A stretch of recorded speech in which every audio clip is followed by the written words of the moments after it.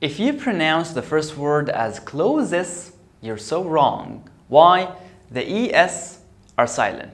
And the TH is pronounced as Z, as in zoo. So I say clothes, clothes. The final sound that I have is Z, as in zoo, clothes. Okay, this one here is cloth, cloth. The TH is pronounced as voiceless TH, which is as in thank. So I say cloth, cloth. So this is clothes, this is cloth. And the O, this O here is pronounced as ah. So I say claw, cloth. But this is clothes.